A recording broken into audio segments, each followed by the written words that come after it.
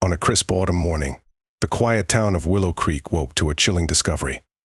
The lifeless body of Emily Sanders, a beloved third-grade teacher, was found slumped over the steering wheel of her car, parked on a deserted back road. Emily, known for her warm smile and love for children, had been missing for 3 days, leaving her husband, her friends, and the whole town in a state of panic. John Sanders, Emily's husband, was the one who first reported her missing. A quiet, reserved man, John worked as an accountant in a local firm. He was visibly shaken when he called the police, his voice trembling with fear and confusion. For him, the discovery of Emily's body on that cold morning turned every fear he had into a living nightmare. But as the investigation began, John wasn't the only person under scrutiny. 2 other men soon became the focus of the investigation: Derek Thompson, a charming real estate agent with a reputation for wooing the ladies, and Greg Walters, a brooding artist known for his temperamental and secretive nature. Both men had been involved with Emily in ways that were far more complicated than anyone initially realized. Detective Amanda Collins, a seasoned investigator known for her sharp instincts and relentless pursuit of the truth, took the lead on the case. As she began to dig into Emily's life and the tangled relationships with John, Derek, and Greg, it became evident that beneath the surface lay a web of secrets, lies, and hidden desires. This was not going to be a simple case of a missing person. It was much, much, much darker. The story of Emily Sanders was more than just a tragic tale of a woman's untimely death. It was a narrative woven with love, deceit, and vengeance that no one in Willow Creek could have ever imagined. The morning of Emily's discovery began like any other for Officer Mike Harris. He was responding to a routine call about an abandoned vehicle on the outskirts of town. But as he approached the scene, the sight of Emily's familiar blue sedan sent a chill down his spine. The car was parked awkwardly, one wheel perched on the gravel shoulder, the other on the grassy verge. The windows were fogged up, and a faint, foul odor filled the air. Mike cautiously peered through the driver's side window and immediately recoiled in horror.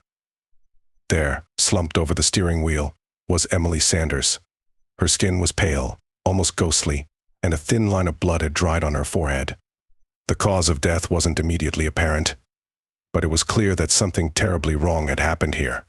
As word spread about the discovery, Willow Creek, a town where everyone thought they knew each other, was thrown into shock. Emily had been missing for 72 hours, and her family and friends had been holding on to hope that she would return unharmed. Now that hope was brutally dashed. John Sanders was inconsolable. His grief was compounded by the intense public scrutiny. Being the one who reported Emily missing, he was thrust into the center of a murder investigation. Detective Collins arrived at the scene, her face grim and determined. She immediately noticed there were no signs of a struggle, no defensive wounds on Emily's body. This suggested that she might have been unconscious or incapacitated before her death. A closer examination revealed traces of a powdery substance on the passenger seat, later identified as a powerful sedative. Collins ordered the car to be towed to the forensic lab for further examination and instructed her team to canvass the surrounding area for any potential witnesses. The pressure was on to find answers, and the community demanded justice for Emily. The Willow Creek Police Department quickly mobilized to solve Emily Sanders' death. Detective Collins, with her no-nonsense attitude and sharp wit, led the charge. The first person of interest was naturally John Sanders, Emily's husband, due to his proximity to the victim. John was brought in for questioning. He appeared disheveled, dark circles under his eyes from sleepless nights. Collins started with routine questions about his relationship with Emily, their recent activities, and his whereabouts during the time she was missing. John explained that he and Emily had been married for 7 years and that, to the outside world, they were a happy couple. He recounted the night Emily disappeared. She left around 8 p.m., saying she needed to run some errands. When she didn't return, he called the police the next morning. Collins studied John's face for any signs of deception. He seemed genuine but nervous. John offered an alibi. He claimed he was home all night watching TV and that their home security footage could verify his story. Collins made a mental note to follow up on this lead. As the interview continued, another name came up: Derek Thompson. According to John, Derek was a close friend of Emily's from college. John confessed he had always felt uneasy about their relationship but had no concrete reason to believe there was anything inappropriate going on. Detective Collins decided to pay Derek a visit. "Derek Thompson, A tall, charismatic man in his late 30s welcomed the detectives into his stylish home. He seemed genuinely shocked by Emily's death, insisting they were just friends. However, his nervous energy and fidgeting told a different story. The investigation expanded to include Greg Walters, a local artist often seen around town with Emily. Greg, in his mid-40s, was known for his reclusive lifestyle and brooding demeanor. When questioned, Greg was evasive, offering vague, cryptic responses. It was clear to Collins that both Derek and Greg were hiding something. As Collins dug deeper into Emily's life, she discovered that Emily was far more complex and enigmatic than anyone had realized. Her story was beginning to unravel, revealing secrets and a hidden side of Emily that shocked even those closest to her. Each interview added a new layer of complexity to the investigation, and the stakes grew higher with every passing day. The truth about Emily's death was buried beneath a maze of secrets, and Collins knew it was up to her to untangle them. Emily Sanders was a cherished member of Willow Creek, a small town where everyone thought they knew each other's secrets. She had a gift for connecting with people, a warm smile that could light up a room, and a talent for storytelling that made her a favorite among her third-grade students. But as Detective Collins dug deeper, she began to uncover layers of Emily's life that painted a different picture altogether. Emily's marriage to John had seemed perfect from the outside. They met 8 years ago at a mutual friend's wedding. John, a steady, kind-hearted accountant, was exactly what Emily thought she needed: stable, reliable, and safe. But beneath the surface there was trouble. The routine of married life had begun to wear on Emily, and she found herself longing for something more. Enter Derek Thompson. Derek was everything John wasn't: charismatic, adventurous, and full of life. Emily and Derek had known each other since college, and while their friendship had always been platonic, there were moments when it felt like it could be something more. Derek's confidence and charm were intoxicating, and Emily found herself drawn to him in ways she had never expected. It wasn't long before their relationship took a turn. What started as innocent lunches and casual texts quickly escalated into something deeper. Emily was torn between her loyalty to John and the excitement Derek brought into her life. Her feelings for Derek were intense, but they were also complicated by guilt and fear of what would happen if John ever found out. And then there was Greg Walters. Greg was different from both John and Derek. A brooding, intense artist, he was known for his moody paintings and reclusive lifestyle. Emily had met Greg at a local art exhibit a year before her death. His dark, soulful eyes and mysterious aura captivated her from the start. They bonded over a shared love for literature and art, and their connection was immediate and profound. But Greg's passion had a dark side. He was possessive and jealous, often becoming moody when Emily spent time with Derek or even her own husband. Their relationship was tumultuous, filled with passionate arguments and intense reconciliations. Emily found herself drawn to Greg's artistic nature, but was also wary of his unpredictable behavior. Emily's involvement with Derek and Greg was a well-kept secret, known only to a few close friends. She was careful to hide her affairs from John, but managing two secret relationships was becoming increasingly difficult. She loved each man in different ways, and they offered her something unique. But she also knew that this delicate balance couldn't last forever. Detective Collins delved deeper into Emily's relationships, piecing together the story of a woman who was both passionate and conflicted. Emily's need for excitement and connection had led her down a dangerous path, and now it seemed that path had ended in tragedy. Collins turned her attention back to John Sanders, Emily's husband. His alibi was holding up. The home security footage confirmed he hadn't left the house the night Emily disappeared. However, Collins couldn't shake the feeling that John was hiding something. His demeanor during questioning was too controlled, too measured. Financial records showed that the Sanders were facing significant debt. Though the amounts weren't astronomical, they were enough to raise suspicions, especially when coupled with the life insurance policy John had taken out on Emily just 6 months earlier. Collins decided to dig deeper into John's life. Friends and neighbors painted a picture of a couple that seemed happy on the surface but had their share of issues.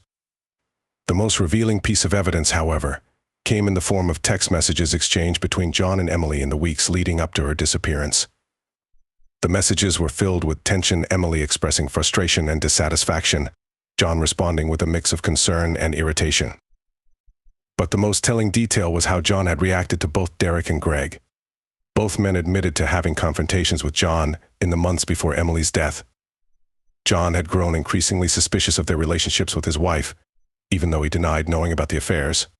His anger toward them was palpable during the interviews, revealing a side of him that was more volatile than anyone had guessed.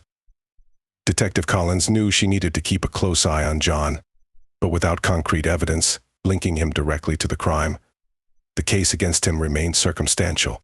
Next, Collins turned her attention to Derek Thompson. On the surface, Derek seemed like the least likely suspect. His charm and confidence masked any signs of guilt, and he was quick to proclaim his innocence. But his close relationship with Emily and his admitted jealousy of Greg raised red flags. During questioning, Derek confessed that he had been in love with Emily for years, even before her marriage to John. His frustration had grown over the years, particularly after discovering Emily's involvement with Greg. But Derek insisted he had no reason to harm her, claiming he only wanted Emily to be happy, even if it wasn't with him. Greg Walters was a different story. Known for his brooding personality and intense emotions, Greg was evasive during his interview. He offered vague answers and seemed uncomfortable with direct questions. His deep attachment to Emily was apparent, but so was his resentment over her relationships with John and Derek. As Collins continued to investigate, she found that both Derek and Greg had motives rooted in love, jealousy, and betrayal. Each man had reasons for wanting Emily in their lives, but also reasons that could lead to something far darker. Collins also discovered that Derek and Greg had confronted each other several times, their arguments escalating as Emily's relationships with them became more complicated. Both men had been drawn to Emily's magnetic personality, but they also experienced the darker sides of their relationships with her. As Collins pieced together the puzzle of Emily's life and the men in it, she realized the truth was far more complex than anyone had imagined. This was not just a straightforward case of jealousy or revenge, it was a culmination of conflicting emotions, desires, and secrets. With each new revelation, the stakes grew higher. Detective Collins knew she was closing in on the truth, but she also knew that the deeper she dug, the darker the secrets she would uncover. Just when Detective Collins thought she was beginning to understand the intricate web of relationships surrounding Emily's life, a surprising new lead emerged. A hidden drawer in Emily's desk, discovered during a second sweep of her home, revealed a secret journal. The journal was filled with Emily's thoughts and feelings about her life, her marriage, and her affairs with Derek and Greg. It also mentioned someone new, Peter Hale. Peter Hale was a name Collins hadn't heard in the investigation yet. According to Emily's journal, Peter was an old flame, someone she had reconnected with just a few months before her death. The entries detailed late-night phone calls, secret meetings, and a rekindling of their past relationship. Emily wrote about Peter's unpredictable behavior and his increasing obsession with her, describing him as intense, passionate, but dangerously possessive. This revelation sent Collins in a new direction. She needed to find Peter Hale, and quickly. A check through local records revealed that Peter was a private investigator who had recently been working in a nearby town. His background showed a series of troubling incidents, confrontations, aggressive behavior, and a history of stalking an ex-girlfriend. Collins tracked Peter down to a small motel on the outskirts of town. He was initially cooperative, claiming that he and Emily had only been friends and that he hadn't seen her in weeks. But as Collins pressed him with questions, his calm demeanor began to crack. He admitted they had met up the night before she disappeared, but insisted that Emily was fine when they parted ways. Collins was not convinced. Peter's history of obsessive behavior and the intensity with which he spoke about Emily raised red flags. She decided to dig deeper into Peter's recent activities and interactions with Emily, looking for any indication that he might have been involved in her death. Meanwhile, forensic analysis of Emily's car brought another unexpected discovery. Traces of a rare plant pollen were found on the passenger seat, a type only found in one area, nearby the secluded forest just outside of town, a place known for its dense woods and abandoned cabins. Collins ordered a team to search the area, suspecting that it might hold more clues to what had happened to Emily. As the investigation continued, Collins received another tip that changed the course of her inquiry. A local bartender had come forward, stating he had seen Emily arguing with a man at his bar the night she disappeared. The description matched Peter Hale. The bartender described how the argument had escalated, with Emily storming out and Peter following her shortly afterward. This new information, combined with the journal entries and the forensic evidence, made Peter Hale a person of significant interest. But just as Collins began to close in on Peter, another twist emerged. A colleague of Emily's, a fellow teacher named Karen Moore, came forward with a shocking revelation. Emily had confided in her just days before her disappearance. According to Karen, Emily had been planning to leave Willow Creek for good. She was tired of the double life she was leading and wanted a fresh start. Emily had also mentioned receiving threatening letters she believed were from someone who knew too much about her secrets. This new detail suggested there could be another player in the game, someone who had been pulling strings from the shadows. Collins began to suspect that Emily's death might have been orchestrated by more than one person. She decided to widen the scope of the investigation, examining not just the men in Emily's life, but also the possibility of a conspiracy. The deeper Collins dug, the more tangled the web became. She began to suspect that Emily's death wasn't just a crime of passion, but a carefully planned murder, orchestrated by someone with a lot to lose. The discovery of Peter Hale's involvement added another layer of complexity, but Collins knew there had to be more. The question was, who else had a motive to see Emily dead, and how far were they willing to go to cover their tracks? Collins and her team continued their search of the forest area where the rare pollen was found. After hours of combing through the dense woods, they stumbled upon an abandoned cabin. Inside, they discovered a chilling sight, a chair with ropes and duct tape, as if someone had been held there against their will. There were faint traces of blood on the floor, and in the corner, a discarded piece of fabric that matched the color of Emily's blouse. This was the break Collins needed. She had the site thoroughly examined, and more evidence started to emerge: fingerprints that matched Peter Hale, and a few that were yet unidentified. As Collins waited for the lab results, she realized that they might have finally found the place where Emily's last moments were spent. Back at the police station, Collins decided to confront Peter Hale again, this time armed with the new evidence. Peter, sensing the tightening noose, began to panic. He denied everything, becoming increasingly agitated. But when Collins revealed the discovery of the cabin and the forensic evidence tying him to Lost, Kakin's facade cracked. He admitted to meeting Emily at the cabin but insisted he had nothing to do with her death. According to him, they had argued, and she had stormed out. He swore that was the last he saw of her. Collins could tell there was more to Peter's story. She pressed him harder, knowing that he was on the verge of breaking. Finally, Peter confessed that he wasn't alone at the cabin that night. He claimed he had been lured there by someone else, someone who knew about his obsession with Emily, and had used it to frame him for her death. But Peter refused to name the person, saying he feared for his life. Collins felt a rush of frustration and determination. She knew she was on the brink of uncovering the real truth behind Emily's death, but there were still pieces missing from the puzzle. Meanwhile, the lab results from the fingerprints found at the cabin came back. One set belonged to none other than Derek Thompson. This revelation shook Collins to her core. Derek had seemed the least likely of suspects, but now his prints placed him at the scene of Emily's likely final hours. The pieces of the puzzle were shifting again, and the picture they were forming was even darker than Collins had imagined. With Peter Hale in custody and new evidence pointing toward Derek, Collins felt the pressure mounting. She needed to figure out how Derek, Peter, and perhaps others were connected to Emily's death and what had truly transpired in that lonely cabin in the woods. With Derek Thompson now in the spotlight, Detective Collins wasted no time. She needed answers, and she needed them fast. Derek was brought in for questioning. At first he appeared calm, almost too composed for a man whose fingerprints had been found at a potential crime scene. He claimed to have no idea how his prints ended up at the cabin. When pressed, he admitted to knowing about Emily's affair with Peter, but insisted he had no reason to harm her. As Collins continued to question him, Derek's story began to crack. He confessed that he and Emily had been arguing for weeks. She had been growing increasingly distant, and he suspected she was seeing someone else. On the night of her disappearance, they had fought bitterly. Derek admitted he had followed her when she left their home, but claimed he lost her in the thick forest outside of town. Collins noted the shift in his demeanor, the subtle tremor in his hands, and the beads of sweat forming on his forehead. The pressure was mounting on Derek, but he remained firm in his denial of any involvement in Emily's death. He maintained that he had no idea how his fingerprints ended up at the cabin. As Collins pushed further, Derek suddenly clammed up, refusing to answer any more questions without his lawyer present. Collins knew she had to tread carefully. The presence of Derek's prints at the cabin tied him to the scene, but it wasn't enough to prove he was involved in Emily's death. She needed more evidence to build a solid case. Meanwhile, Collins decided to revisit the idea of a conspiracy. She began piecing together the connections between Peter, Derek, and anyone else who might have had a motive to see Emily dead. As she pored over phone records, emails, and bank statements,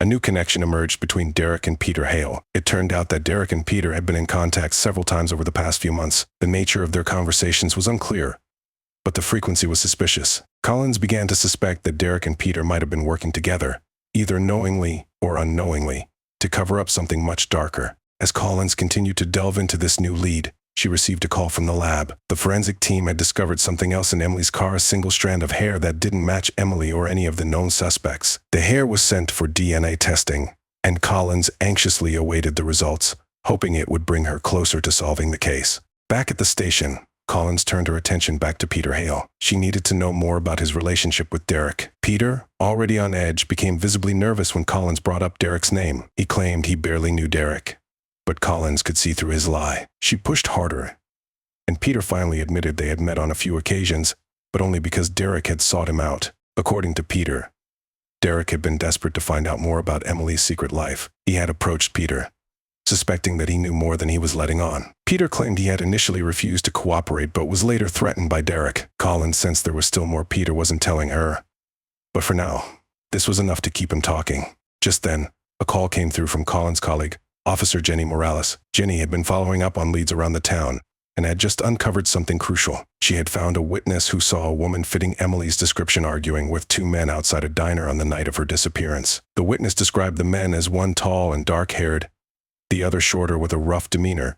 The description matched both Peter and Derek. This new witness statement was a game-changer. Collins ordered her team to bring the witness in for a formal statement. The pieces of the puzzle were beginning to come together, but there was still one big question. Who was orchestrating everything? Collins felt that someone else had to be involved, someone with more to gain than just Derek or Peter. The answer, she suspected, lay in Emily's hidden life. She decided to dig deeper into Emily's past, her friends, her family, and anyone who might have had a motive to see her dead. The DNA results from the hair found in Emily's car finally arrived. It was a match to someone unexpected: Clara Thompson, Derek's estranged sister. Clara had moved out of Willow Creek years ago and hadn't been seen much around town since. But now, with her DNA found at the crime scene, Collins had to consider the possibility that Clara had returned and might be involved in Emily's death. Collins quickly tracked Clara down to a small apartment in a nearby city. When Collins arrived, she was met by a woman who looked tired and wary. Clara was initially uncooperative, but as Collins pressed her with questions, she started to open up. Clara admitted she had come back to Willow Creek a few weeks earlier, but she insisted she had nothing to do with Emily's death. She claimed she had only come back to town to check on her brother, who she feared was in trouble. Collins sensed that Clara knew more than she was letting on. She decided to keep a close watch on her, while continuing to dig into her background. What was Clara hiding? And why had she come back to Willow Creek just before Emily's disappearance? As Collins continued to piece together the clues, she started to see a new theory take shape, one that involved a network of people with secrets, hidden motives, and connections that went deeper than anyone had realized. Collins's investigation took her back to the journal found in Emily's desk. She reread it, looking for any clues she might have missed the first time. This time, she noticed something new: a mention of a mysterious D. At first, she thought it referred to Derek, but the context seemed wrong. The journal hinted at meetings, secret messages, and a looming threat. Suddenly, it clicked. D wasn't Derek. It was someone else. Someone Emily had feared. Collins felt a rush of adrenaline. She was so close to uncovering the mastermind behind this twisted plot, but she needed to be sure. Collins decided to gather everyone: Derek, Peter, and Clara at the station for a final round of questioning. This was her chance to break them down, to catch them in their lies, and to find out once and for all who had orchestrated Emily's death. The three suspects were brought in, and as Collins watched them interact, she noticed subtle shifts in their behavior. A glance exchanged between Derek and Clara, a nervous twitch from Peter whenever Clara spoke. Collins started to feel that Clara might be the key to unraveling the entire mystery. Collins decided to isolate Clara and pressed her harder. At first, Clara resisted, but slowly, cracks began to show in her story. She finally confessed that she had known about Emily's affairs and had returned to Willow Creek to warn Derek. She was afraid that Emily was playing a dangerous game that could end badly for everyone involved. Clara admitted she had followed Emily on the Leo. She disappeared. She saw her meet with Peter and then argued with Derek outside the diner. But Clara insisted she had nothing to do with Emily's death. She claimed she left the scene when things seemed to be escalating between Emily and the two men.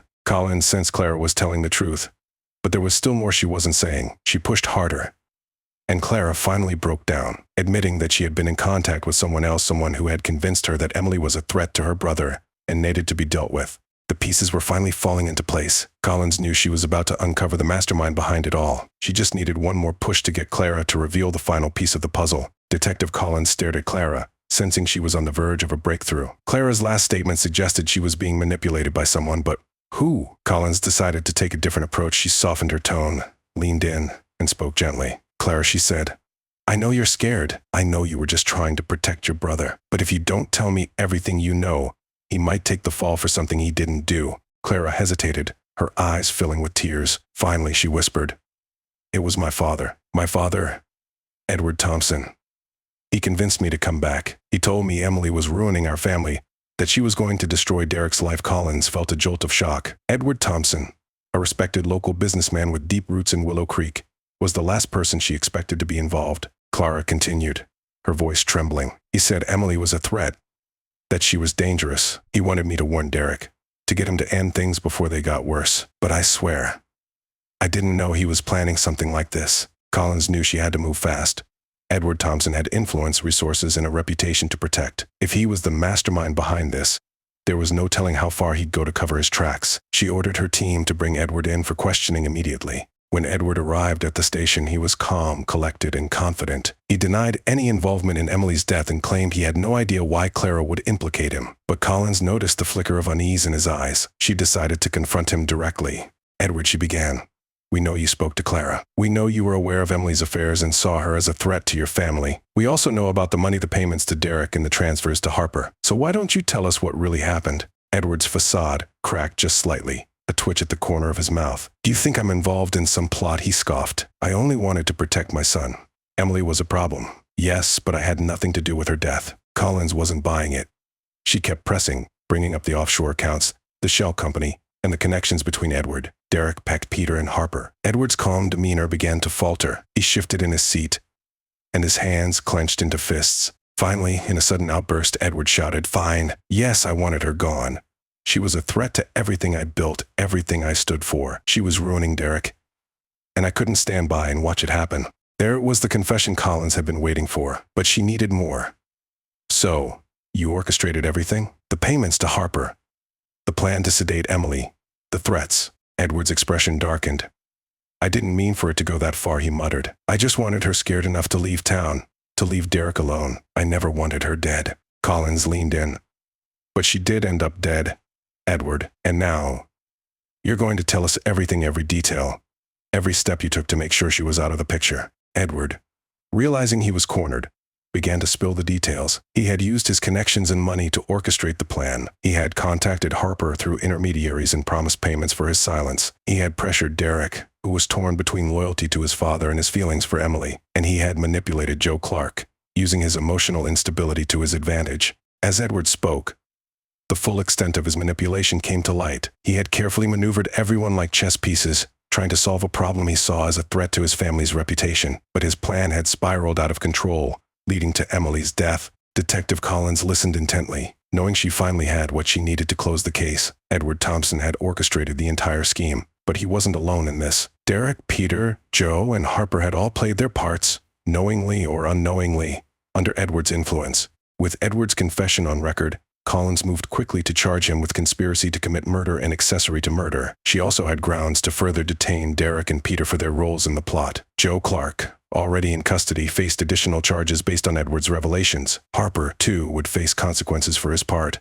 although Collins believed he had been manipulated more than anyone else. The arrests made headlines in Willow Creek and beyond. The trial that followed was even more sensational, drawing widespread media attention. The courtroom was filled with tension as the prosecution presented its case, a web of deceit, manipulation, and a father's misguided attempt to protect his family. Edward Thompson's defense tried to paint him as a loving father who had gone too far but had never intended for Emily to die. They argued he was a victim of circumstance, a man pushed to the edge by his concern for his son. But the evidence was damning, and the jury saw through the facade. The verdict came swiftly.